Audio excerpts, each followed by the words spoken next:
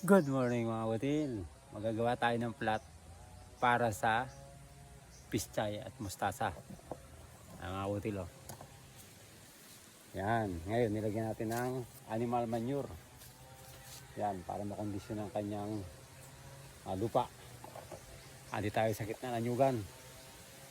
Kahit pa paano makapagtanim tayo dito. Diskarte lang ang kailangan mga butil. Ngayon, kailangan pa nagplat tayo. Lalagyan natin ng tansi. Ano po? Tansi. Ito. Yan. Para tuwid. 1 meter. Yung sa pathway, bahala na kasi ganyan. Sala kasi may tanim. Itatama-tama na lang natin. Para maganda. Ano po mga butil. Kumbaga diskarte lang kung paano natin mapapaganda ang ating plat at tuwid. Ayan. Siguro hanggang doon kasi pitsa at mustasa ang ating tatanim. Kahit unti-unti. At least kahit pa paano. Pag meron kang tanim, may gulay na, may pambenta rin. Diba mga kabutil, diskarte lang. Kasi sayang din yung mga lupa na nakatimangwang ay puro damo lang. Ngayon agawan natin ng paraan para makondisyon. Kasi itong lupa dito ay maalat. Kasi ito po ay may malapit tayo sa dagat na Lao. Ngayon ikokondisyon natin. Atin natin kung anong itsura ng mga tanim. Gaya nun yung pichay. Medyo alanganin. Yung sitaw naman ay namunga naman, walang problema kasi nakaka-4 na harvest na tayo.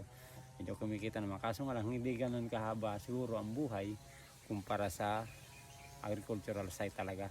Kaya na mga malapit sa yung ginatanaman ng palay, yun maganda kasi doon kasi yun po ay mga maabuno at may mga patubig na talagang pwede nating patubigan. Dito kasi ito malamig ang ilalim, kaso nga lang ito po ay maalat.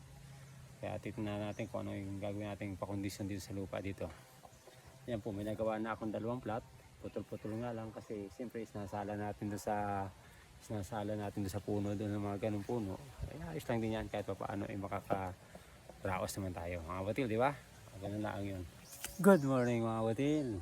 Magagawa tayo ng plat para sa pischay at mustasa. Mga batil oh. Yan, ngayon nilagyan natin ng animal manure. Yan, para makondisyon ang kanyang lupa. Hindi tayo sakit na nanyugan. Kahit pa paano makapagtanim tayo dito. Diskarte lang ang kailangan mga butil. Ngayon, kailangan pa nagplat tayo. Lalagyan natin ng tansi. Ano po? Tansi. Ito. Yan, para tuwid. 1 meter. Yung sa pathway, bahala na kasi ganyan. Sala kasi may tanim. Itatama-tama na lang natin para maganda. Ano po mga butil. Kumbaga diskarte lang kung paano natin mapapaganda ang ating plat at tuwid. Ayan. Siguro hanggang doon kasi pitsa at mustasa ang ating tatanim. Kahit unti-unti. At least kahit pa paano. Pag meron kang tanim, may gulay na, may pambenta rin. Diba mga kabutil, diskarte lang. Kasi sayang din yung mga lupa na nakatimangwang ay puro damo lang. Ngayon agawan natin ng paraan para makondisyon. Kasi itong lupa dito ay maalat kasi ito po ay may malapit tayo sa dagat na Lao. Ngayon ikokondisyon natin. Atin natin kung anong itsura ng mga tanim. Gaya nun yung pichay. Medyo alanganin. Yung sitaw naman ay namunga naman, walang problema kasi nakaka-4 na harvest na tayo.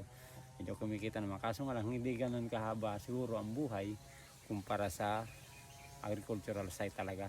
Kaya na mga malapit sa yung ginatanaman ng palay, yun maganda kasi doon kasi yun po ay mga maabuno at may mga patubig na talagang pwede nating patubigan. Dito kasi ito malamig ang ilalim, kaso nga lang ito po ay maalat. Kaya titignan natin kung ano yung gagawin nating pakondisyon dito sa lupa dito. Yan po, may nagawa na akong 2 plat. Putol-putol nga lang kasi siyempre sinasala natin doon sa puno, doon ng mga ganung puno. Ay ayos lang din yan kahit pa paano ay makakaraos naman tayo. Mga batil, di ba? Ganun lang yun. Ngayon, sa pagpa-plat, kailangan naman natin gumamit tayo ng asarul. Ganyan lang. Malambot naman yung lupa. Kasi nga ito yung mabuhangin. Yan. Tiyagaan lamang dahil wala tayong pang-arado. Maganda, kumbaga papantayin lang natin at maganda ganun. Pichay, mustasa. Yan. Yan. Yan. Yan, tuwid na tuwid oh. Ito ang abono. Tayo ng baboy.